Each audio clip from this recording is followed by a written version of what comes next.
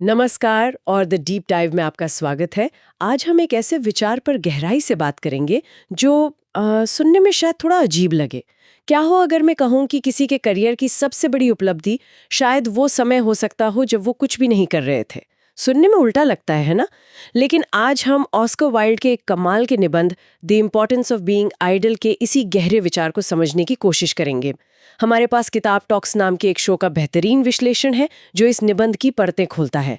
दरअसल हम एक ऐसे चोर को ढूंढ रहे हैं जो हमारी सबसे कीमती चीज चुरा रहा है, हमारा खाली समय।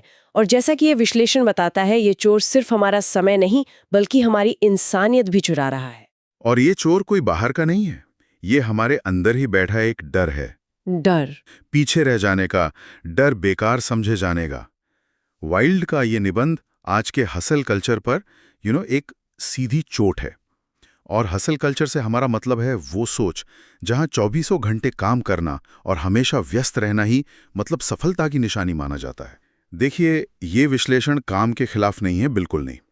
ये उस मानसिकता के खिलाफ है जो काम को ही जिंदगी का इकलौता मकसद बना देती है। बिल्कुल, और ये मानसिकता तो अब हमारे रगों में बस गई है। आप किसी से पूछिए कैसे हो और जवाब आता है बस बहुत बिजी हूं यार। जैसे बिजी हूं कहना एक स्टेटस सिंबल बन गया हो। सोशल मीडिया पर तो इसकी बाढ़ आई हुई है। लोग अपनी बैक टू बैक मीटिंग्स और स्लीपलेस नाइट्स के बारे में ऐसे बताते हैं जैसे कोई मेडल जीता हो। दूसरी तरफ अगर कोई कह दे कि मैं आज फ्री हूं तो लोग उसे अजीब नजरों से देखने लगते हैं। यही तो वो भ्रम है जिसकी वाइल्ड बात करते हैं। समाज ने हमारे दिमाग में ये बात बैठा दी है कि आपकी कीमत आपकी व्यस्तता से तय होती है। इसके पीछे एक गहरा मनोविज्ञान है। वाइल्ड के नजरिए से देखें तो ये मानसिकता धीरे धीरे इंसान को एक मशीन में बदल देती है। आपकी पहचान आपके काम से होने लगती है, आपके वजूद से नहीं। आप क्या करते हैं ये इस बात पर हावी हो जाता है कि आप कौन हैं। आपकी उत्पादकता ही मतलब आपका मूल्य बन जाती है। लेकिन क्या ये आज की सच्चाई नहीं है? मेरा मतलब, दुनिया तो ऐसे ही चल रही है। अगर आप दौड़ नहीं लगाएंगे तो पीछे छूट जाएंगे। कंपनियां भी तो ऐसे ही लोगों को इनाम देती हैं जो ज्यादा से ज्यादा काम करें। तो इसमें गड़बड़ क्या है? गड़बड़ परिणाम में है। जब हर पल किसी बाहरी काम या गतिविधि से भर जाता है तो इंसान का खुद से संपर्क टूटने लगता है। वो अपने अंदर झांकना, सोचना, महसूस करना वो भूल जाता है। आत्मचिंतन यानी खुद के बारे में सोचने के लिए शांति और ठहराव चाहिए। और ये हसल कल्चर उस ठहराव का सबसे बड़ा दुश्मन है। ये आपको लगातार दौड़ाता रहता है, इतना कि आपको ये सोचने का भी मौका नहीं मिलता कि आप दौड़ क्यों रहे हैं और कहाँ जा रहे हैं। तो अगर दौड़ना नहीं है तो फिर क्या करना है? क्या इसका मतलब है कि हम आलसी बन जाएं और सब कुछ छोड़कर बैठ जाएं? क्योंकि ज्यादातर लोग आइडल या खाली होने का मतलब आलस ही समझते हैं। नहीं, और यही सबसे बड़ा फर्क है जिसे समझना जरूरी है। स्रोत इस बात को बहुत साफ करता है कि वाइल्ड का आइडल होना, आलसी होना या जिम्मेदारियों से भागना बिल्कुल नहीं है। आलस में एक तरह की नकारात्मकता होती है, एक बेचैनी होती है, जबकि आइडल होना वो एक सकारात्मक और सचेत अवस्था है। वाह, ये तो मैंने कभी ऐसे सोचा ही नहीं। मतलब आइडल होना भी एक तरह का काम है, लेकिन वो काम हम बाहर की दुनिया के लिए नहीं बल्कि अपने अंदर की दुनिया के लिए कर रहे होते हैं। बिल्कुल सही पकड़ा आपने। ये अपने लिए समय निकालना है। ये वो समय है जब आप बिना किसी मकसद के बस होते हैं, कुछ करते नहीं हैं। ये वो पल हैं जब आप खिड़की से बाहर बारिश देख रहे हैं या बस शांत बैठकर अपनी सांसों को महसूस कर रहे हैं, बिना किसी एजेंडा के, बिना किसी टू डू लिस्ट के। ये खुद से दोबारा जुड़ने का समय है। मुझे लगता है ये विचार ही पूरी मानसिकता बदल देता है। मतलब मेरा जो खाली समय है, जिसे मैं अक्सर बर्बाद हुआ मान लेती हूँ, वो असल में एक तरह का निवेश है अपनी मानसिक शांति में, अपनी सोच में। और सिर्फ सोच में नहीं, आपकी रचनात्मकता में भी। दुनिया के जितने भी बड़े और मौलिक विचार पैदा हुए हैं, वे अक्सर खाली दिमाग से ही निकले हैं। जब दिमाग लगातार जानकारी, डेडलाइंस और कामों के बोझ से दबा रहता है, तो उसमें किसी नई सोच के लिए कोई जगह नहीं बचती। वो बस पुरानी जानकारी को ही प्रोसेस करता रहता है। लेकिन जब आप उसे खाली छोड़ते हैं, तभी वो नए कनेक्शंस बनाता है, नए रास्ते खोजता है। तो इसका मतलब ये हुआ कि हम अपनी कीमत इस बात से आंक रहे हैं कि हम कितना काम करते हैं। ये रिश्ता ही अपने आप में कितना झूठा है ना। हमें तो बचपन से यही सिखाया गया कि मेहनत ही सब कुछ है, जितना काम करोगे उतनी इज्जत मिलेगी। मेहनत जरूरी है, लेकिन सिर्फ मेहनत ही जिंदगी नहीं है। ऑस्कर वाइल्ड का वो मूल सवाल जिसका जिक्र स्रोत में भी है, आज भी कलेजे में तीर की तरह चुभता है। वो पूछते हैं, अगर काम ही सब कुछ है तो फिर इंसान कहाँ है? और ये सवाल आज के टाइम में तो और भी ज्यादा जरूरी हो गया है। हम सब अपनी अपनी नौकरियों में इतने व्यस्त हैं कि हम भूल ही गए हैं कि हम सिर्फ एक कर्मचारी या प्रोफेशनल नहीं हैं, हम इंसान भी हैं। और जब कोई व्यक्ति खुद को सिर्फ एक काम करने वाली चीज या कॉर्पोरेट भाषा में कहें तो एक रिसोर्स मानने लगता है, तो उसके परिणाम बहुत गहरे होते हैं। स्रोत के अनुसार उसकी संवेदनशीलता यानी महसूस करने की क्षमता धीरे धीरे मरने लगती है। वो खुशी, दुख, आश्चर्य जैसी भावनाओं को उतनी गहराई से महसूस नहीं कर पाता, क्योंकि उसके पास इसके लिए ना तो समय होता है और ना ही मानसिक ऊर्जा। हर चीज एक टास्क बन जाती है। ये बात मुझे बहुत रिलेटेबल लगी। कई बार हफ्ते के आखिर में ऐसा लगता है कि दिमाग इतना थक चुका है कि कोई अच्छी फिल्म देखने या संगीत सुनने का भी मन नहीं करता। ऐसा लगता है जैसे महसूस करने की बैटरी ही खत्म हो गई है। बिल्कुल सही शब्द इस्तेमाल किया, बैटरी।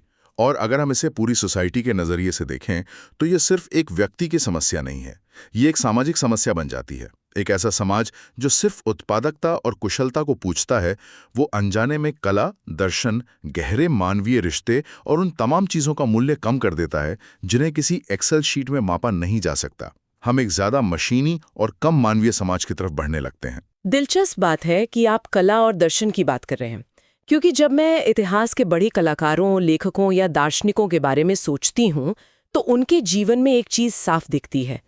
वो कोई 9 से 5 की नौकरी नहीं कर रहे थे। उनके पास बहुत सारा खाली समय था, भटकने के लिए, सोचने के लिए, दुनिया को देखने के लिए। हाँ, और वो खाली समय कोई बर्बादी नहीं थी, वो उनके काम का सबसे ज़रूरी हिस्सा था।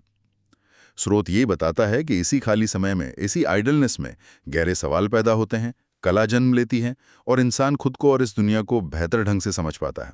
ये वो समय है जब दिमाग बंधनों से आज़ाद होकर उन दिशाओं में सोचता है जहां वो रोज़मर्रा की भागदौड़ में कभी नहीं सोच सकता। इसका मतलब दुनिया को बदलने वाले विचार किसी मीटिंग रूम में नहीं, बल्कि अक्सर शांत बगीचों में या अकेले टहलते हुए आए। बिल्कुल। इस बात पर जोर देना बहुत ज़रूरी है कि दुनिया को सिर्फ काम ने नहीं बदला है, बल्कि सोचने बदला है। और सोचने के लिए ठहराव और खालीपन की ज़रूरत होती है।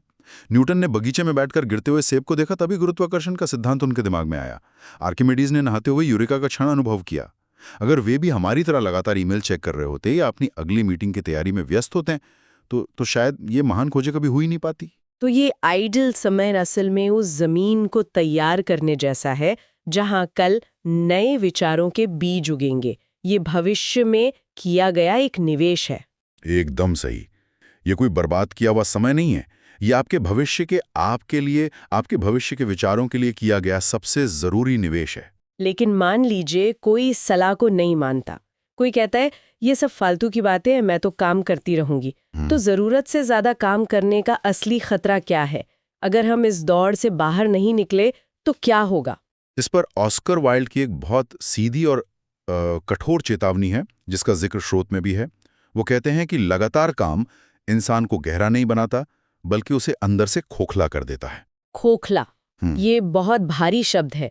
इसका असल में मतलब क्या है? इसका मतलब है कि जिंदगी एक अनुभव नहीं रह जाती, वो बस एक बोझ बन जाती है, कामों की एक लंबी लिस्ट जिसे खत्म करना है। जब कोई व्यक्ति हमेशा थका हुआ जीता है और बिना रुके एक काम से दूसरे काम की ओर भागता रहता है, तो वो जीना भूल जाता है। उसका हर पल या तो अगले काम की चिंता में बीतता है या पिछले काम की थकान में। वो वर्तमान में कभी होता ही नहीं है। वो अपनी जिंदगी को जी नहीं रहा होता, बस उसे काट रहा होता है। और ये वही बात हो गई जो आपने पहले कही थी कि इंसान की महसूस करने की क्षमता मरने लगती है। हाँ, ये खोखलापन शायद उसी का नतीजा है। हाँ, ये दोनों बातें आपस में गहराई से जुड़ी हुई हैं। जब आप कुछ महसूस ही नहीं करेंगे तो अंदर से खोखलापन तो आएगा ही, और इसी खोखलेपन का आधुनिक नाम है बर्नआउट। आज हम बर्नआउट शब्द इतना ज्यादा सुन रहे हैं, यह कोई नया कॉर्पोरेट शब्द नहीं है। यह उसी मानसिक और भावनात्मक थकावट की अवस्था है जिसके बारे में वाइल्ड ने 1 सदी पहले ही चेतावनी दे दी थी। ये वो पॉइंट है जब इंसान का काम करने का तो क्या, सुबह बिस्तर से उठने का भी मन नहीं करता। तो इस पूरी चर्चा से जो बात निकल कर आ रही है वो बहुत साहसी है, और शायद आज के समय की सबसे बड़ी जरूरत भी। अगर एक लाइन में कहना हो तो वो यही है कि कुछ न करना भी बहुत जरूरी है। बिल्कुल। और सुनने वालों के लिए एक अंतिम विचार यह है, क्या हम बिना किसी अपराध बोध या डर के बस थोड़ी देर के लिए रुक सकते हैं? क्या ये मुमकिन है कि हम अपने फ़ोन को साइलेंट करके दूर रख दें, किसी स्क्रीन को न देखें और बस 5 मिनट के लिए शांत बैठ जाएं, बिना ये सोचे कि इन 5 मिनट में हम क्या-क्या कर सकते थे? ये करना जितना आसान लगता है उतना ही मुश्किल है।